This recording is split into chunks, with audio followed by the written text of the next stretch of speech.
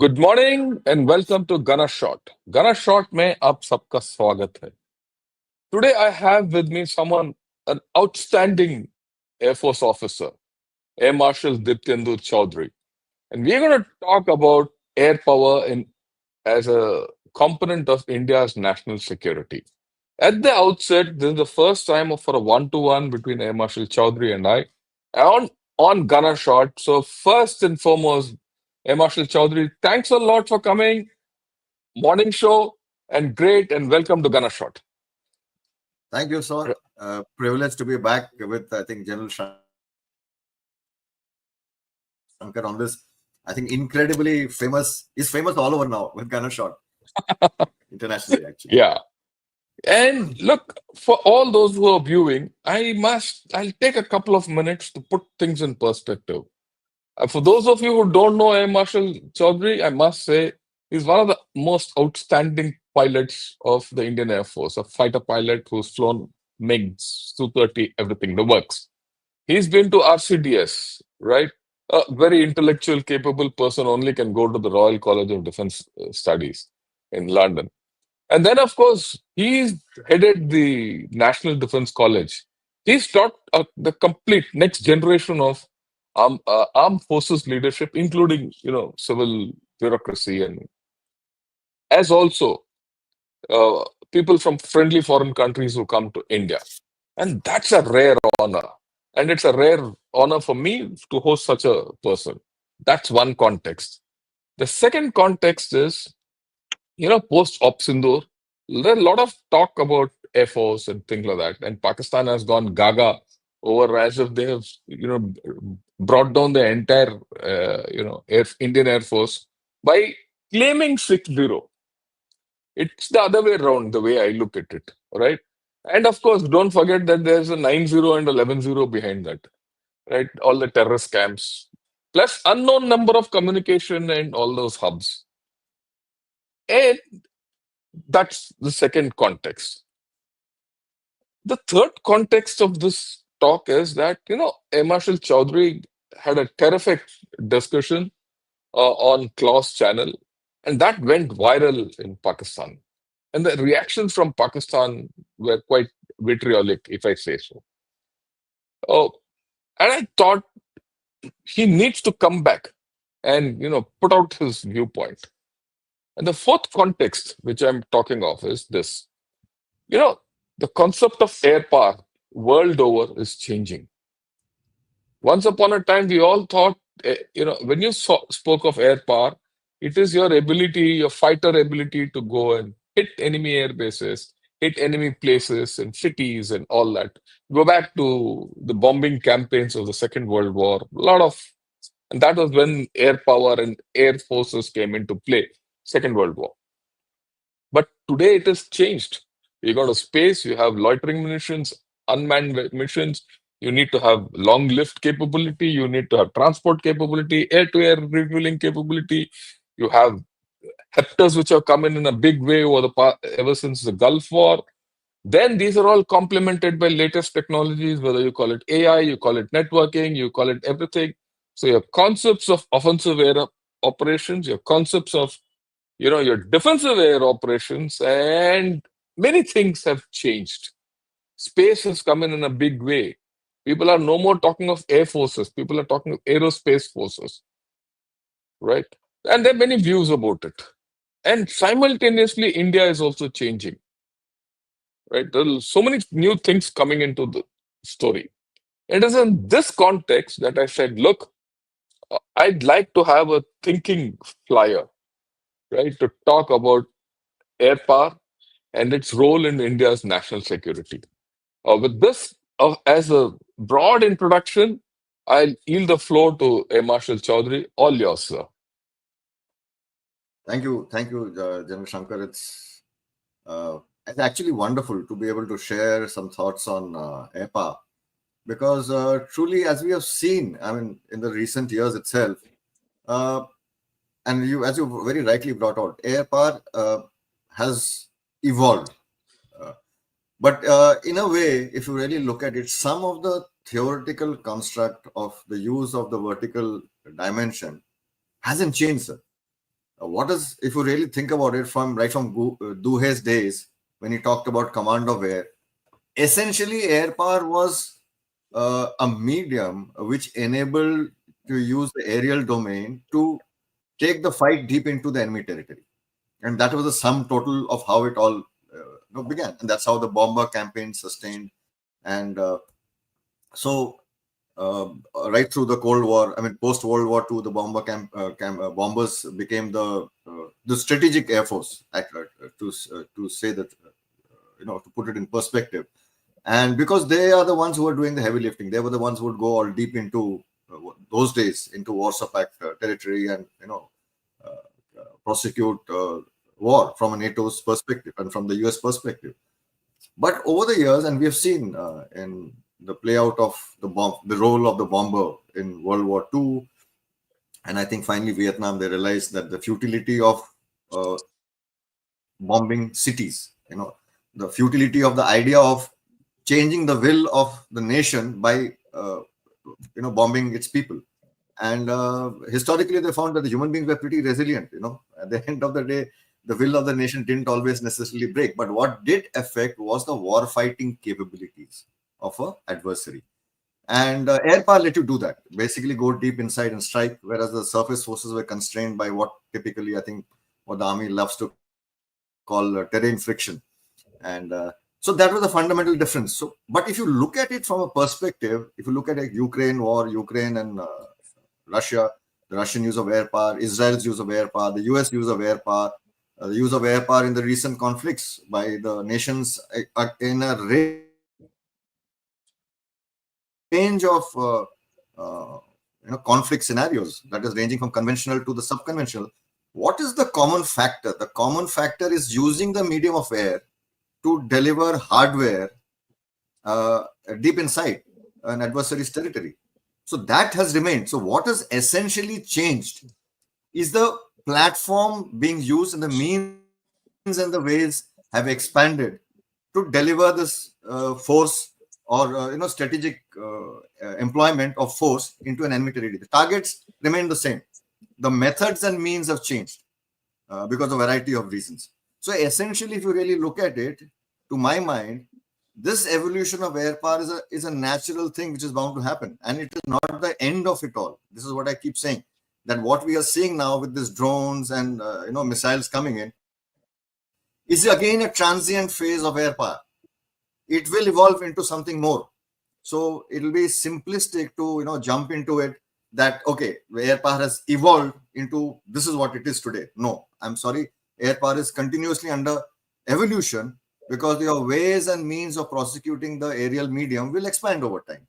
So that is something we need to really be bear in mind, and I think that is the most important thing we need to look at when we talk about air power and transformation in the modern days. So this is what I would suggest, that that we look at the air not as an end itself. And the problem with the Air Force is world over, and not just in India, incidentally, is this friction between the three services, simply because they all have a long legacy of being instruments of national power. And it so in the past, probably these instruments could work to a great effect, individually, because the terrains were separated from each other. No longer today. So today, I think the most important thing which comes about is the ability of a nation to transpose its will, or affect a change, probably in adversarial behavior, or at least probably shape it or alter it or impact it in some manner, using the instrument of force. And what is important here, that we have to get out of our past legacies, from my perspective, of how we looked at in India, war fighting. And we have to look at it, how does the military, three services come together to provide the best options, the most maximum options to our national leadership in its response matrix. And I think that is the most important thing we should look at in the years to come. Yeah, I think that they're very valid points which you made. Let me put a few issues across to you. Which I mean, the most important thing which you said is Air Force goes into enemy territory, deep into enemy territory, and does what we have to do. And that's the fundamental thing of a Air Force. And that's a very important characteristic, the way I look at it, because Air Forces by nature are offensive. They're not defensive weapons. If you have a defensive Air Force, it's a result of the other man's offensive only. But at some point of time, you have to go offensive. Without having that capability, that's the fundamental capability of any Air Force. Right. Right. Having said that, let's define, or rather, I would like your views on what is the, before we get into jointness and things like that, since you raised it, we'll talk about it. What do you think would be the role of air power in our national security at this point of time and in the future? How do you see it? And how do you see it vis-a-vis Pakistan? And how do you see it vis-a-vis China? Yeah.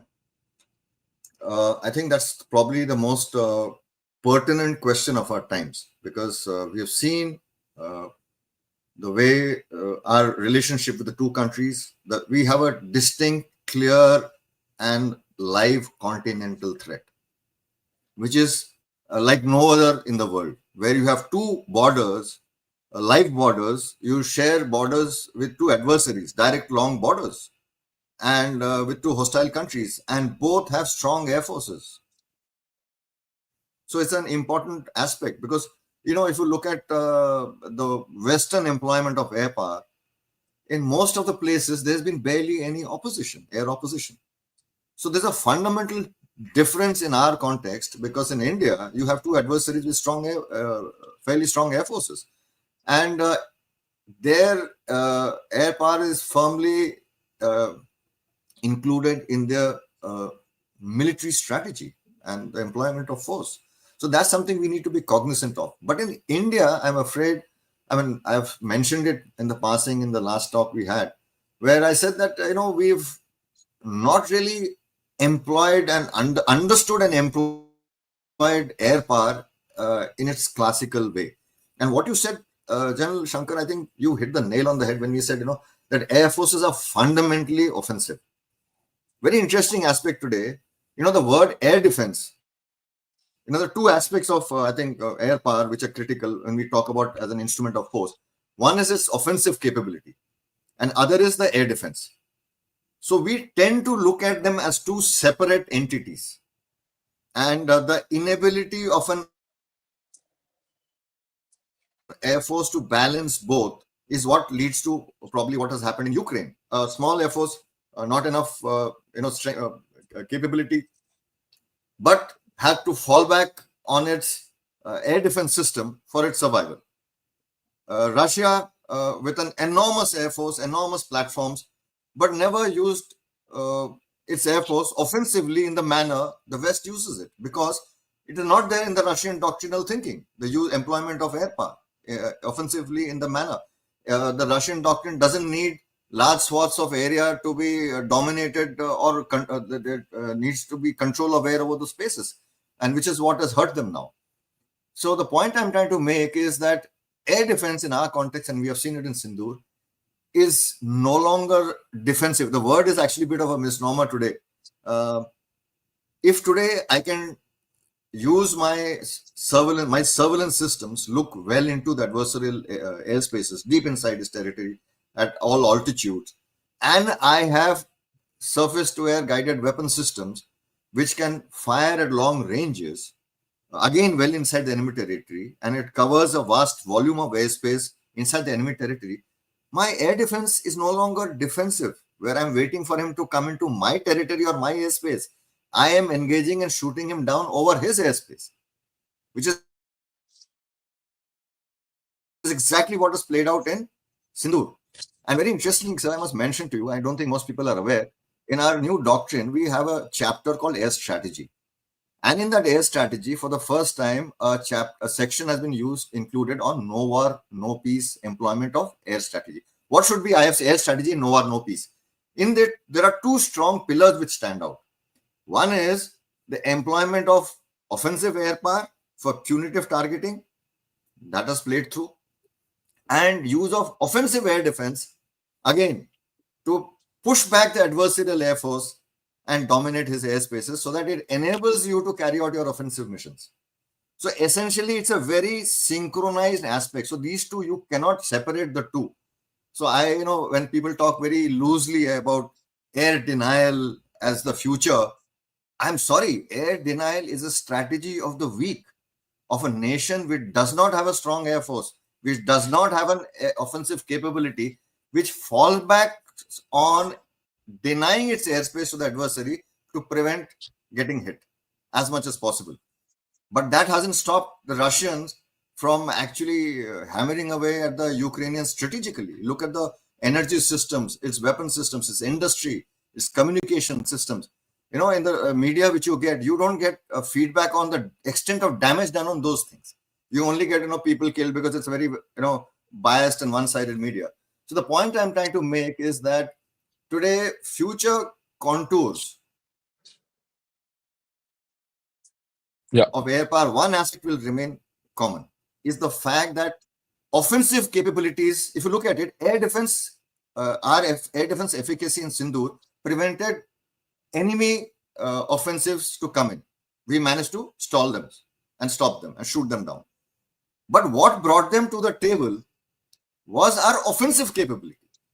And that is an important lesson we tend to forget in this, I would say, a slightly overly displaced focus on air defense.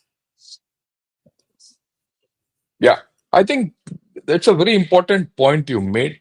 That look, in Op Sindoor, what came out is that the Indian Air Force was offensive by nature, prepared to go into the depths of Sargodha, and now it's coming out even Kirana Hills, right?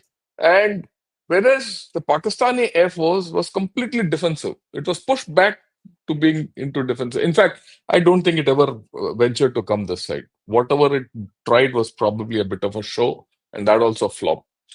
So in this context, I'd like to discuss a little about Pakistan and its Air Force and its legacy. Uh, as we were discussing just before we got live, you were mentioning that look, Pakistan Air Force is basically a defensive Air Force. It is defensive by nature and defensive by tactics and defensive by mentality. Would you like to highlight this in the historical context and connect it with what happened in Op Sindoor? So Pakistan, I won't say it's okay. If you want to put things in correct perspective, I will put it this way: air defense is the most central role of the Pakistani Air Force, defending their nation, defending their Air Force, and defending the military as well, to whatever extent it can. But it has focused on air defense because it realized long back that always the Indian Air Force has outnumbered it in terms of size and capability. Our offensive capability in 65 and 71 war and in Kargil, in fact, there is this lady, author called Naseem Zahra, who's written on the Kargil, on the coup on the Kargil. Yeah. And she mentions in that the impact the role of offensive air power had on the troops in the hills, in the Pakistani, the NLI. But what is important is that they saw the damage and the ability and the fact that we actually operated offensively in their airspace for the longest time, whether it was all through 65 war or all through 71 war. Not too many people know that in 71 war, in the Eastern Front, we had catered for, that time, I think Air Chief Marshal P.C. Lal had come out with a brilliant targeting strategy. I think, he's one of those undersung strategists of the Indian Air Force, where he said, we will attack Pakistan in target systems. So there was an entirely separate air strategy for the Eastern Front, which revolved around getting air superiority quickly and giving full support, offensive support to the Indian Army. That was the primary role in the East, which we achieved very quickly by 3rd of December in 2 days' time. And we were there. We had actually total air superiority. On the Eastern Front, it was different. The national military strategy was, I will say, to hold off the Pakistani, because that famous offensive strike of Pakistan, General Khan's, that that he will cut through India, and the defense of East Pakistan actually lay in the west. Lies in the west. Yeah. Their overarching strategy. But that failed simply because every offensive you see, even in 71, at least there were 3 major offensives which were stopped by air power. So they realized this. And in PC Lal's strategy on the Eastern Front was entirely different. He says, we will hit Pakistani target system. One is energy system. One was a communication system. That means road, railway line, bridges, marshalling yards. That was the second thing. Third thing was hitting their air system. That means pushing the PAF back, hitting their forward airfields so that they are forced to withdraw to the depth airfields, which enabled us to operate and come in support of the army inside Pakistani TBAs. So willy-nilly, what happened within the first week itself, Pakistani Air Force fell back to their depth bases, and we actually ended up getting air superiority, which we hadn't planned for, which we had planned only for favorable air situation. We ended up getting air superiority to almost 100-120 kilometers along the river road railway line axis running from north to south. And this is acknowledged by Pakistani authors. So the point I'm trying to make is that Pakistan has been always predominated in their thinking from a defensive mindset. China, interestingly, also has been a defensive force. Its air force has main role through the large part of its time was main air defense of the mainland. It's only in the post-Gulf War, in a systemic manner, they have chosen to expand their air force and now increasing the offensive capabilities. PAF, on the other side, despite being air defense oriented, believed in this, there was this whole ethos of preemptive strikes which came up from the Israeli wars. And that sort of took the fancy of the world that, preemptive strikes showed you how aggressive you were and, what outcomes air power could. Fair enough. We were restrained. We didn't in fact, act proactively because nationally we have never done. We have always hit back after being hit. So the advantage has been Pakistan in the preemptive strikes, but that's about it. After the first few preemptive strikes, what happens thereafter in the rest of the war? Look at 65, 71, Kargil and Sindoor. Op Sindoor. At the end of the day, they fall back, and it is Indian Air Force's offensive ability which prevails and creates long-term strategic outcomes. That is what the key aspect is, because that is the difference which Pakistani Air Force chooses to ignore when it talks about its competition and constant tussle with Indian Air Force, its adversarial aspects with the Indian Air Force. Yeah, I also find, something very funny about Pakistan. Pakistan's thinking of Air Force seems to be revolving only around fighter aircraft and nothing beyond. Fighter operations are for it the defining thing, because you see in this case, well, a lot of hype which has been built up internationally is about their, hype, about their imaginary downing of 6 Indian aircraft. But what about the other components of air power? There's so many other components of air power which just failed. And at the end, on 10th morning, they were down and out. And that's why they ran. So I think that's a problem. And look, that's my view. And you could say yes or no to it. I mean, I'm sure you'll give a better understanding of that. The second issue is, how do you think, like China, you did mention, China is now thinking of an offensive orientation, especially along its mainland. What do you think its orientation will be along the LAC, given the fact that it doesn't have the capability to go that offensive? I mean, in terms of terrain. In terms of terrain, got you, absolutely. So one quick summary of the Pakistani Air Force, like, what you said, the thought.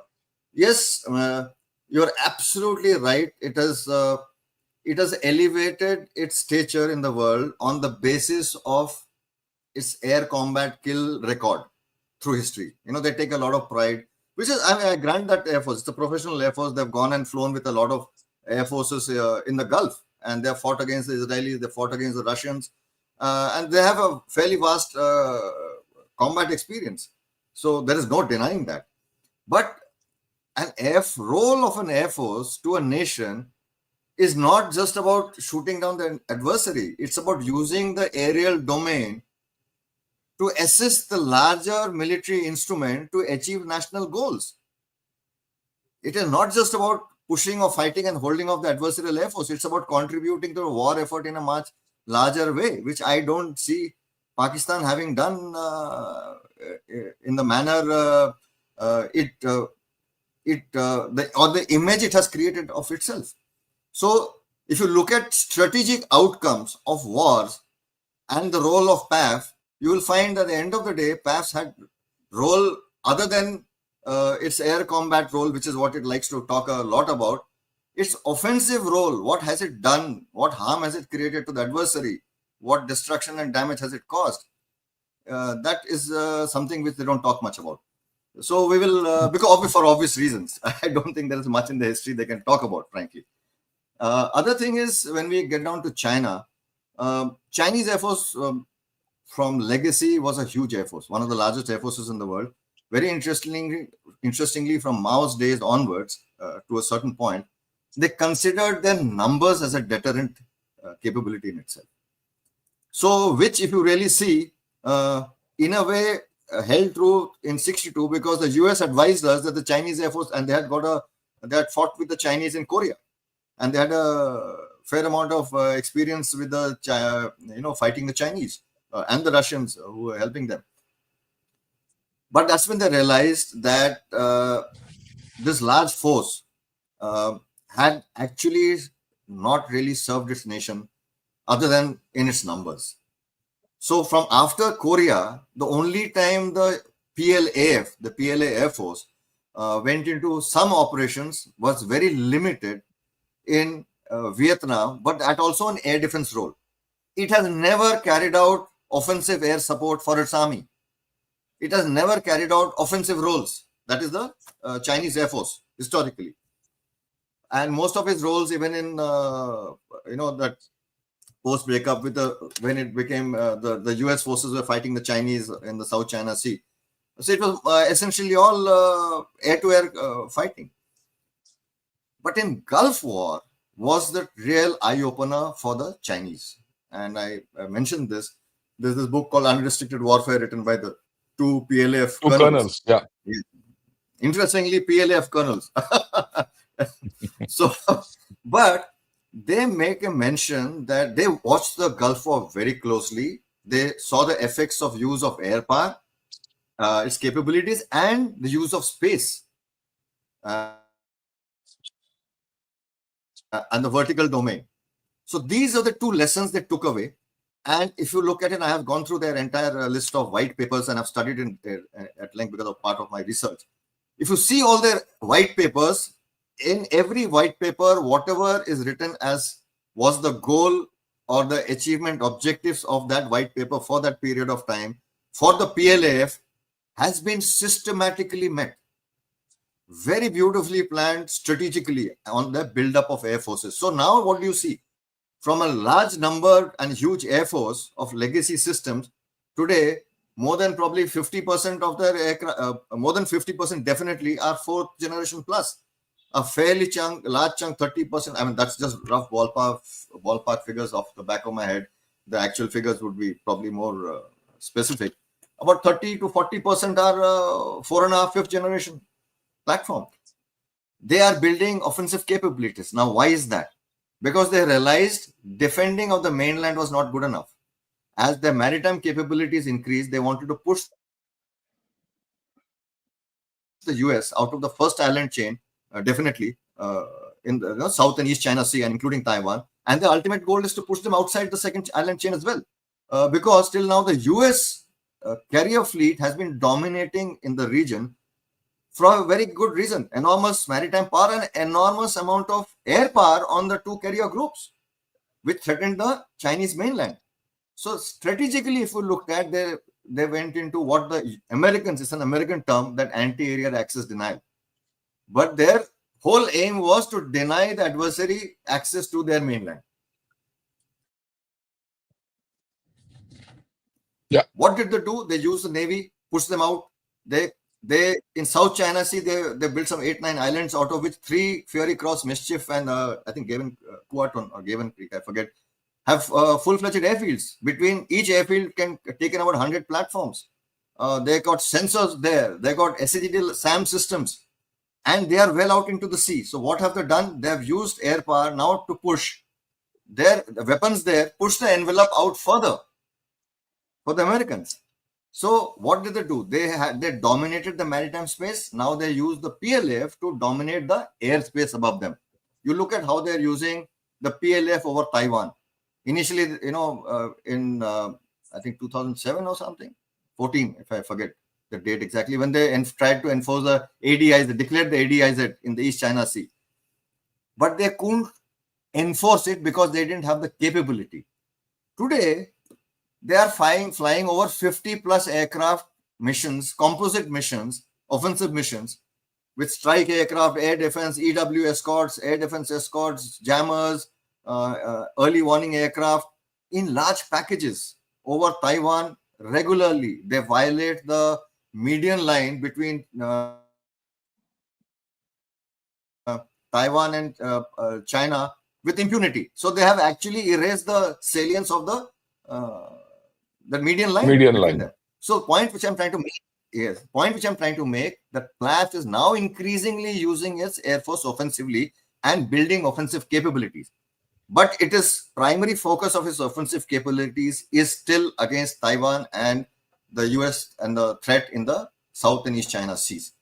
In the north, from us in Tibet, you're aware, I think all of us are aware, they're constrained by the altitude of the airfields, but they are rapidly building an infrastructure. They didn't focus too much on the TAR for PLAF infrastructure development for several decades because the focus has been on their eastern seaboard. But now they've realized with India's threat, and they learned the lessons in Galwan and Doklam. Both these, what actually worried them was the speed at which the Indian Air Force spun up its offensive capability and operations, which they didn't have a counter at that point in time. So in Tibet, air forces, platforms, they come in on seasonal deployments, which they have started. We have increased in larger numbers, but there are huge restrictions on them still because of the altitude of operations. So they have very little offensive air capability in Tibet. They compensated for it using the rocket force as an offensive substitute. Ideally, it should have been a mix of both, but we find it is essentially rocket force there because that is the only thing which it can use offensively at this point in time. So till they build up the entire air force, but the speed at which they're developing is also important. We still have the advantage, but not for very long out there. So what have you seen in the past? If you see in the border crises, it was only about surface movements. But notice they wanted buffer zones. See, in the air, buffer zone means, okay, whatever you choose a certain area on ground in which both sides respect. But the danger here is if you extend the buffer zone vertically, you are denying yourself airspace and sovereignty to operate your APA up to the clearly defined area territories which are ours. So there's a challenge here we need to bear in mind.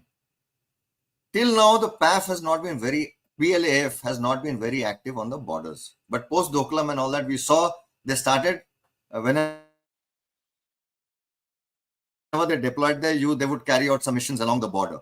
That you will find in the future will increase. So the vertical domain will be an additional factor which you must factor with the Indian security and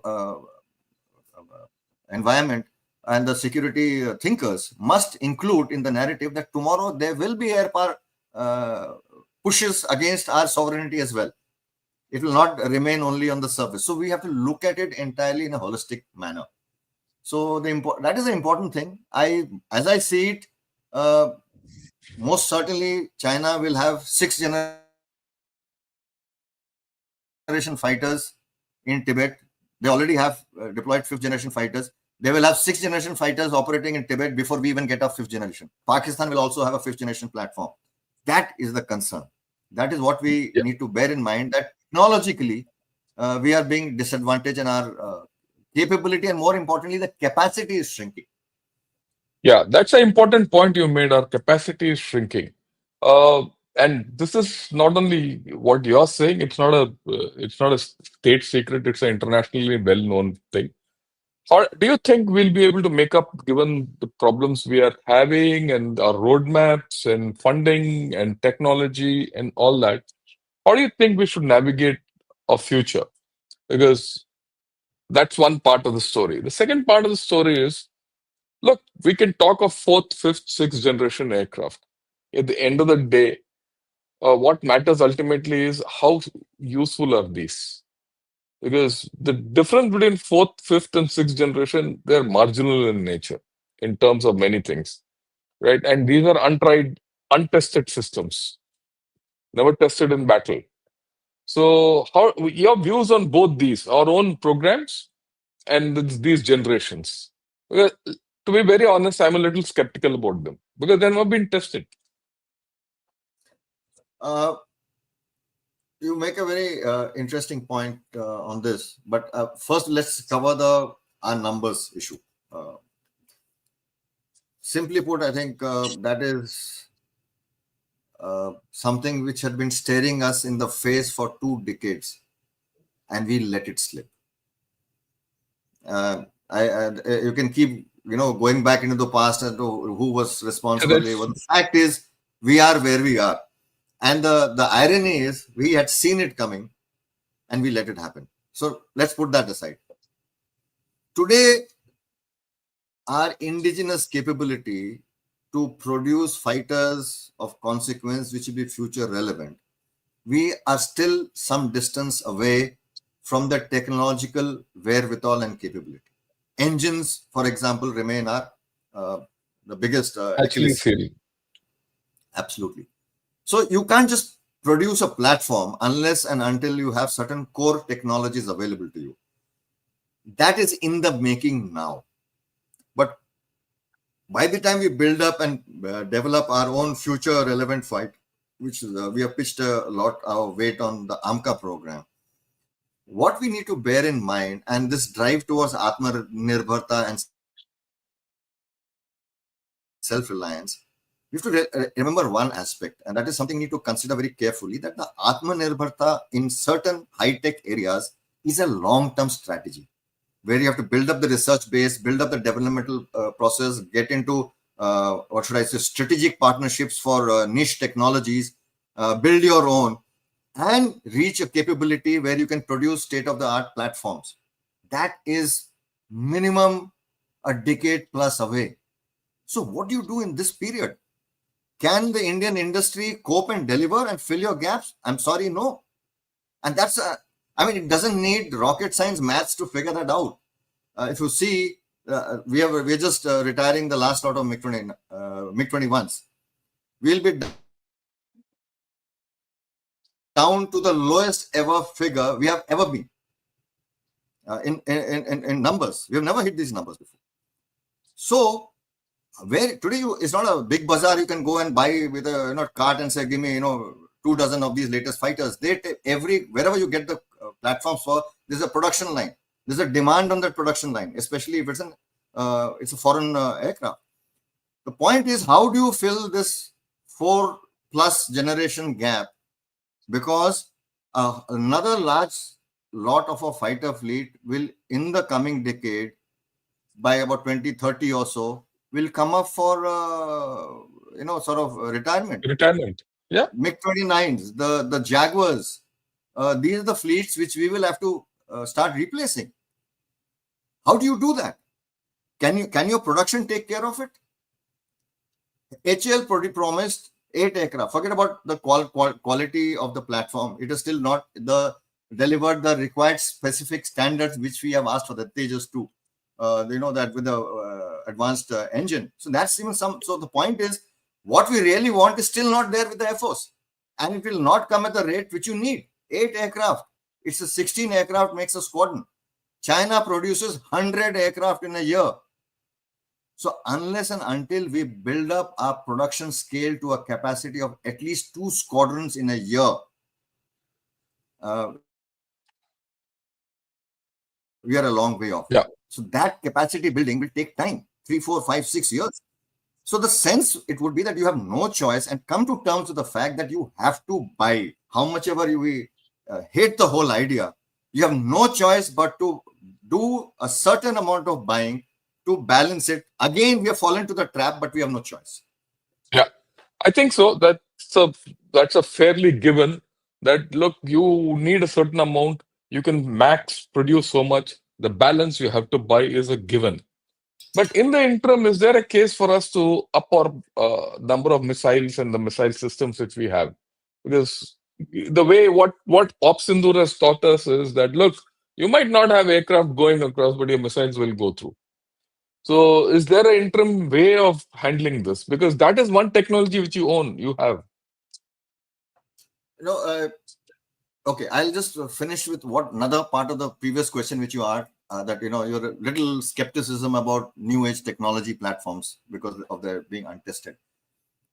Irony is, we are tech buffs, especially in the military. Yeah, So, moment we see technology, and especially in the younger generation, which is so tech savvy, it's almost like they are having a passionate affair with technology and cannot accept anything else. So, so we get carried away by technology. But the hard reality of it is technological changes have always been there in war fighting and military and history. What we are seeing now is what possibly our uh, predecessors did with a new technology of its time in their time. yeah, And that is how, when probably Duhe came out with his command of air, they looked at air power as a holistic answer to everything, which it wasn't so. So the point I'm trying to make is that our adversaries and our threat situation in India, which is pretty unique, will need a fair amount of our conventional forces, which are there presently with us. That's a huge number. So technology can only be added in a certain quantum. It cannot change this entire range. So I have a problem when people talk about, oh, do we need fighters anymore? Do we need tanks anymore? Do we need aircraft carriers anymore? I don't think we can look at extreme ends of either this or that. What you mentioned, missiles and rocket, most certainly we need to look at today a force in being with a jump. every possible element and instrument of force which is available with our means, which we can use to some effect. You cannot get the Yeah, perfect weapon in numbers that you want. Most of your war fighting will be carried out with the weapons which are already there with you, older technology, but that's the bulk of your forces. So modern air forces today have fairly large platforms which they are upgrading. Why is it that there are three lobbies which are building on this fifth generation aircraft? China is into the sixth, the US is into sixth. So why is that still there? Despite all the drive and thought, and everyone's watching the present day war, it is simply because that remains, man platform still remains it import. wasn't the only, it has become Oh, yeah. It's one of the option. major components. No, it's one of the Absolutely. major components. There's no doubt. You But the can't have stealth, a one-sided thing. You can't have a absolutely. one-sided force where you have only loitering systems, only missiles, or only guns, or only aircraft, or only everything. You need a mix, a happy balanced mix of everything. And my way of looking at it is in a very simplistic manner, which you actually echoed is okay. At this point of time, you don't have something, you offset it by something else, and you have different hedging strategies, right? And you need to open up your own strategies for the future and go ahead. I mean, I don't think we can be static, and nor can we think that we are at a disadvantage. And that's my viewpoint, right? Now, consistent with all this is a matter of funding also, because you need to fund all these. High tech is very good, but it's costly and it's unreliable. And let me give you a very fundamental view of mine. In the high altitudes in which we fight, technology has its limits. Beyond Absolutely. a point, technology doesn't work in those high altitudes, right? And if it doesn't work for us, who we operate from a relatively lower technology, what would it be for the PAF? Challenges. You can get sixth generation, but Tibet is Tibet, and Tibet has its own dynamics, right? And where you need a runway here in Ambala for 2 kilometers, there you need a runway for 4 kilometers, and that has its own dynamics. I'd like your little views on this, which I've spoken, and then we'll take questions. Absolutely, bang on. So this is something which I write about a lot. That our threat perception today is so varied. You look at the northeast, dense jungles, adverse weather, hills, which I think has been the burial ground of so many aircraft from the World War II days, crossing the hump. Yeah, The challenges there. So it's a huge challenging terrain. The entire northeast. If you look at the entire Himalayas, like Kaplan's brilliant book, The Revenge of Geography. and geography. Yeah, Geography rules there. Geography rules there. You look at Kashmir, or the northwest. Look at Punjab, entirely different terrains, deserts, maritime terrain. So can we have a force which or expect operations in each of these areas to be similar? Each area will have an entirely different dynamics. So when it comes to force application has to be tailored specific to the requirement of the altitude and the context there. Like in what you mentioned in China. I will make an interesting point here. You look at why you mentioned stealth. Why is US laying so much of emphasis on stealth and ability to penetrate air defenses? Because its air power, it's its truly offensive capability in the maritime domain, which it has to breach the A2AD, anti-area access denial of China, which is a mix of the maritime and the aerial domain. yeah, Both the Navy and the PLAF are hugely invested in the anti-area access denial. So it's a very dense lethal system. So US needs it desperately to penetrate these systems to create any offensive targeting. Because if you don't do any offensive targeting, you can't impose your will. That is why there is so much of emphasis.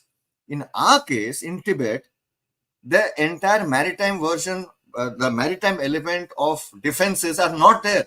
there. Yeah, So it is a very limited air defense capability in a terrain which is impossible to cover with this air defense in a manner which you could do in the plains. So there's a huge challenge. So Indian Air Force still has a huge advantage there. yeah. And I complete. In fact, let me pick up something which you have said. if It there's just one struck thing we me. learned very hard and quick, yes.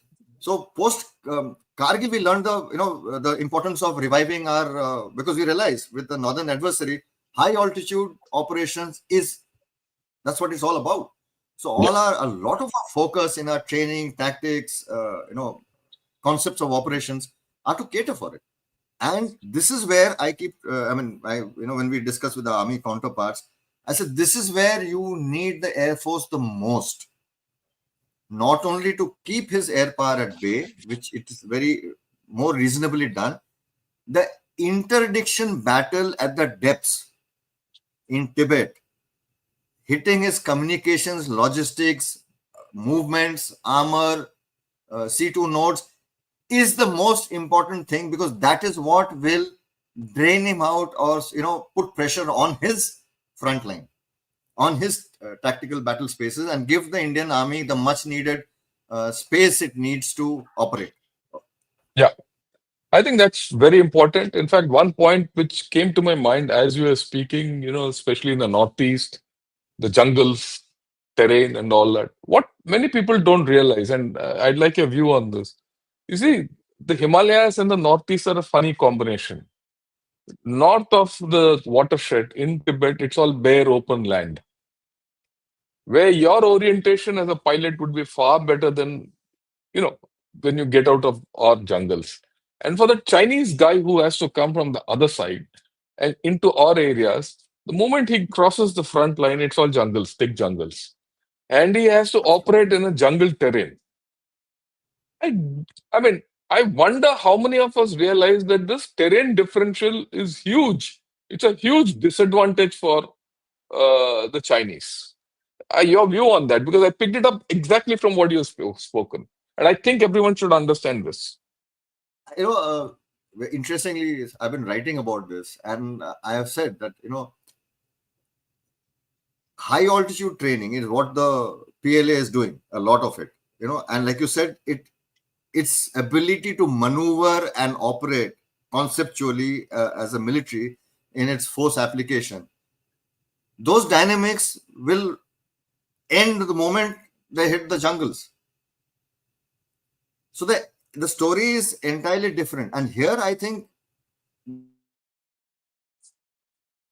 the Indian Army has got an enormous advantage is the sheer extent of experience and capabilities it has in jungles, in mountains. You look at it, it is something which we actually, I find this, it's in the Air Force, I'm sure it's in the Army, we underestimate ourselves a lot. Yeah, I Actually, we agree are with an you.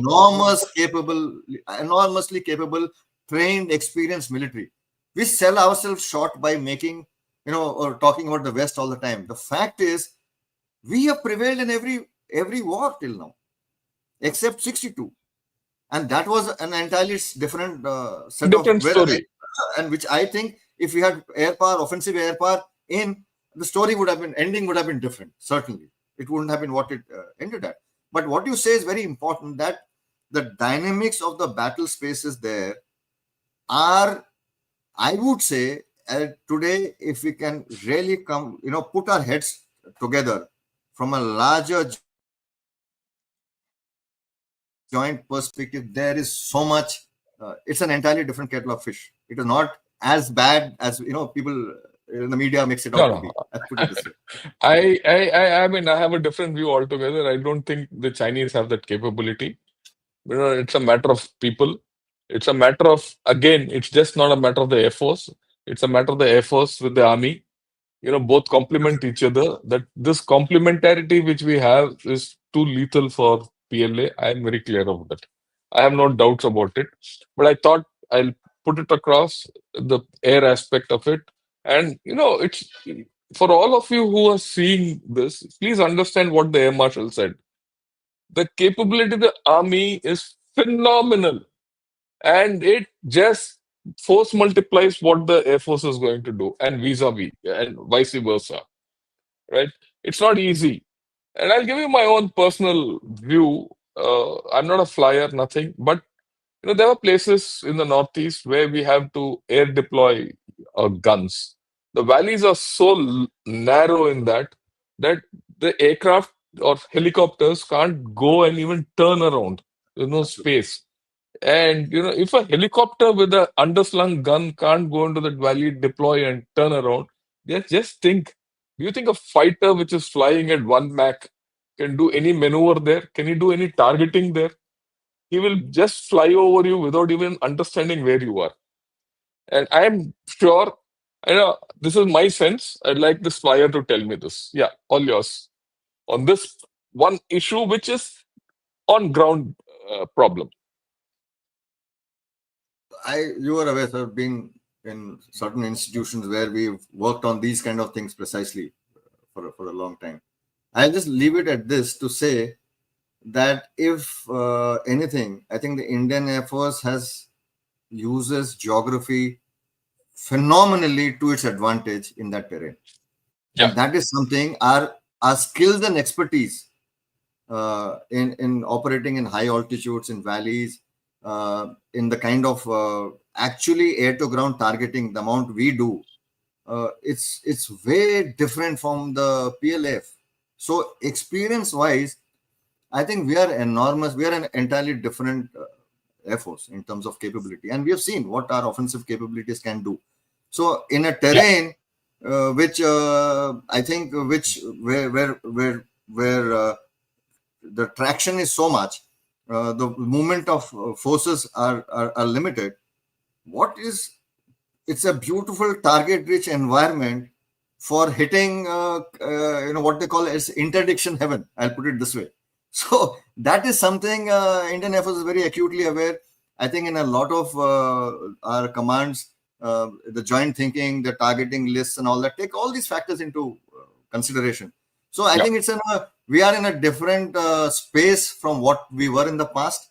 The problem happens in the veteran community. A lot of us are stuck in some of our past Past. legacies and concepts, not keeping, and I don't blame them, but not keeping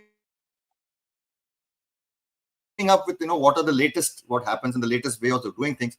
But I think the younger generations get it. They adapt much more. Their Yeah. minds are much more laterally oriented. They absorb technology, and they don't have as much of baggage which our generation had, very frankly. Yeah. Yeah, I think so. I think we've had a terrific conversation with your thing. I'll take a few questions because we'll just take two, three important questions, which so that everyone understands.